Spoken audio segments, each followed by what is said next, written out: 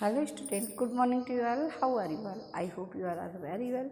Myself, Kavita ma'am, and my dear student, today I am going to teach you the remaining part of chapter 8, the organism and their surrounding. And today we will discuss a very important topic, habitat. तो habitat का मतलब होता है निवास या आवास। एक ऐसा एरिया, हैबिटेट एक ऐसा प्लेस है जहाँ पर ऑर्गेनिज्म लिव रहते हैं। मतलब the term habitat is more specific than environment. और आपके जो ये जो हैबिटेट है इसका महत्व इन्वायरमेंट की तुलना में बहुत ज़्यादा है। Habitat constitute a part of the total environment, क्योंकि इस हैबिटेट में आपके सब पूरे इन्वायरमेंट का संगठन शामिल होता है। It must offer to an organism shelter, food and right climate condition to survive, reproduce and flourish.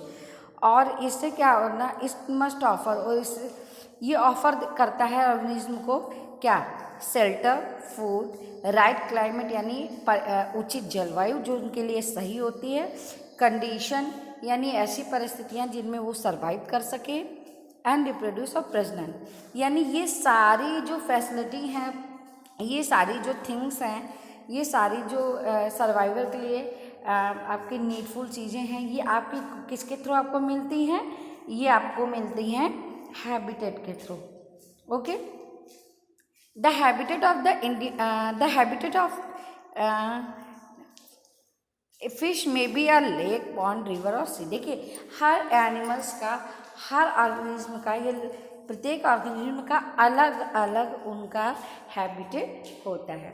जैसे आपकी फिश का हैबिटेट आपका ऐसा एक्वाटिक एरिया होता है जहाँ पर पानी हो, like lake, pond, river. Okay, but cactus और आपका कैमल ये कहाँ पर रह सकते हैं, सैंडी एरिया में जहाँ रेगिस्तान हो।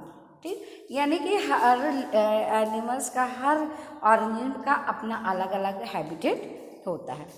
टाइप्स ऑफ हैबिटेट, अब देखिए टाइप्स ऑफ हैबिटेट में you can see that there are three main habitats where life form exists। ऐसे तीन हैबिटेट होते हैं। फर्स्ट है एक्वेटिक हैबिटेट यानी जो वाटर से रिलेटेड होता है, जहाँ वाटर होता है। सेकेंड है टेरेस्ट्रियल हैबिटेट जहाँ लैंड होती है। एंड थर्ड इज एरियल और आर्बोरियल हैबिटेट। एरियल यानी एयर और आर्बोरियल यानी ट्री। तो ये तीन तरीके के हैबिटेट होते हैं। Okay, first is aquatic habitat. Aquatic habitat में आपका वाटर आता है। Aquatic word has been taken from the Latin word called aqua meaning water.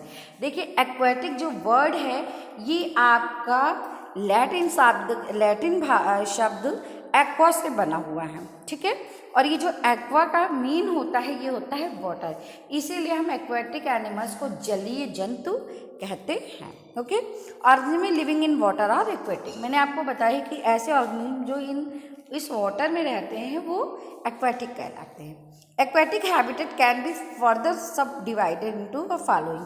लेकिन एक्वेटिक जो आपका हैबिटेट है ये दो उप भागों में बांटा गया है। हैबिटेट जो एक्वेटिक है, पहला तो मरीन हैबिटेट, फिर fresh water habitat.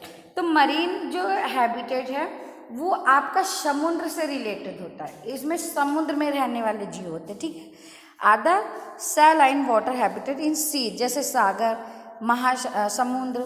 Organism like algae यानी आपकी फफूंदी या कवक, प्रॉन्स झींगा मछली जो होती है, लोबस्टर, फिश, वेल्स, आपकी शार्क, ये जो डिफरेंट टाइप्स के जो एनिमल्स होते हैं आर मरीन ऑर्गेनिज्म, ये समुद्री जीव होते हैं क्योंकि ये केवल समुद्र में रह सकते हैं।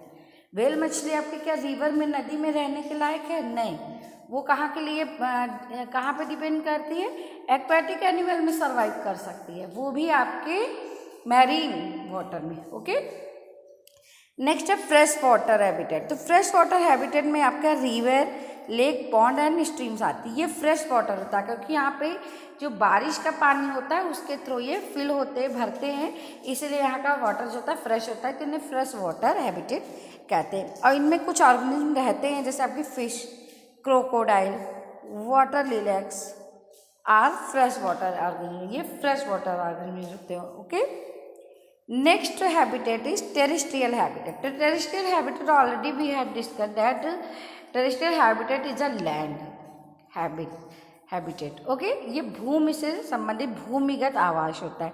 Terrestrial word has been taken from the Latin word called terra mean ground. अब देखिए आपका terrestrial word भी जो है वो भी आपका लैटिन शब्द से लिया गया है और ये लैटिन शब्द क्या है आपका टेरा, और टेरा का मीन होता है ग्राउंड यानी जमीन.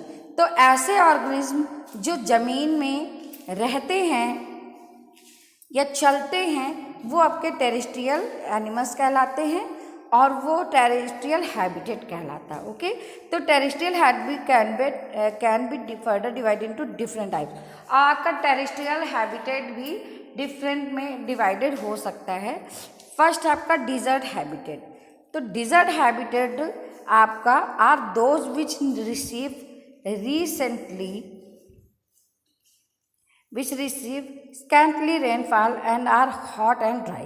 देखिए डिजर्ट हैबिटेट जो होता है वो आपका बहुत ही कम जहाँ बारिश होती है और बहुत ही गर्मी और सूखा होता है वो आपका डिजर्ट हैबिटेट होता है. Example of organism such habitat camels and cacti. यानी जो कैक्टस है, कैक्टी है और जो आपका कैबल, ये आपके डिजर्ट हैबिटेट में रहते हैं जहाँ पर रेगिस्तान हो, रेत हो, पानी बहुत ही कम वर्षा होती हो. ठीक है. नेक्स्ट आपका ग्रासलैंड हैबिटेट यानी घास मैदान. तो जो घास के मैदान वाला होता है यहाँ पर नॉर्मल रेनफॉल होती है और यहाँ पर जो है जैसे हैबिटेट जैसे ग्रास, जेब्रा, जिराफ और डियर ऐसे जगहों पे रहते हैं क्योंकि ये पूरी तरीके से ग्रास पे डिपेंड करते हैं. तो इन्हें हम बोलते हैं घास के मैदान क्योंकि ये भी ज़मीन पे होते हैं इसीलिए इसमें डिवाइड किए गए. Third is rain forest habitat यानी वर्षा वाले वन. तो ये जो वर्षा वाले वन वाले जो आवास होते हैं ये बहुत which are hot and wet, जो गर्म होते हैं और नमी वाले भी होते हैं. And get plenty of rain are known as rain forest habitat. और प्लेंटी यानी बहुतायत में यहाँ पर रेन होती है, ये रेन फॉरेस्ट हैबिटेट जाने जाते हैं. और यहाँ पे डिफरेंट टाइप के ऑर्गेनिज्म रहते हैं आपके जैसे monkey, snake, lizard are 100 of varieties of trees और सैकड़ों विभिन्न प्रकार के पेड़ पौधे ये रेन फॉरेस्ट में रहते हैं. Okay. And fourth habitat tundra habitat. तो टुंड्रा हैबिटेट में ये बहुत ही कोल्ड होता है और हमेशा स्नो से कवर्ड रहता है. ओके. ये टुंड्रा हैबिटेट कहलाता है और इसमें आपके पोलर बियर्स, ध्रुवी भालू जिन्हें कहते हैं, रेंडियर एंड स्नो ग्रासेस होती हैं. ठीक.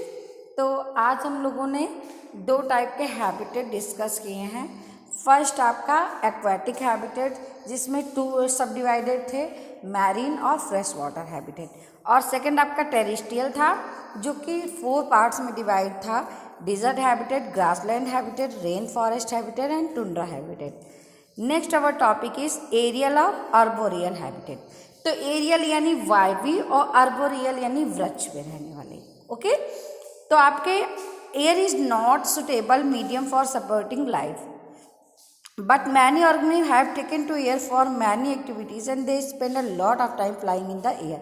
देखिए ये एयर सुटेबल नहीं है माध्यम लाइफ को सपोर्ट करने का, बट मैनी ऑर्गेनिज्म, लेकिन फिर भी कई ऐसे जंतु होते हैं हैव टेकन टू एयर जिन्हें हवा लेनी पड़ती है फॉर मैनी बहुत सी क्रियाकलापों के लिए और ज़्यादातर वो समय अपना हवा में उड़ने में बिताते हैं.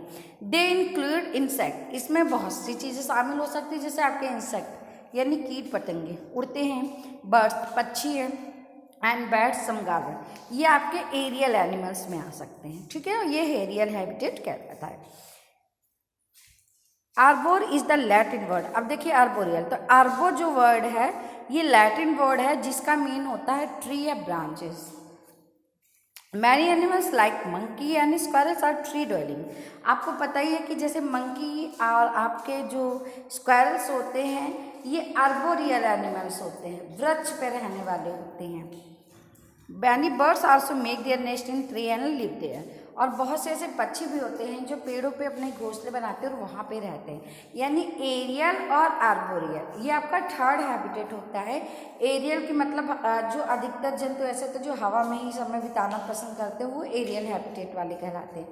और कुछ ऐसे जंतु होते हैं जैसे आपका मंकी स्क्वारल जो वृक्षों पर रहना पसंद करते हैं, वृक्ष पे रहते हैं, वो आर्बोरियल कहलाते हैं। ओके, तो today we had been completed the remaining part of this chapter, and the next remaining part of this chapter I will teach you in next video. Thank you so much. Stay home, be safe and take care of yourself.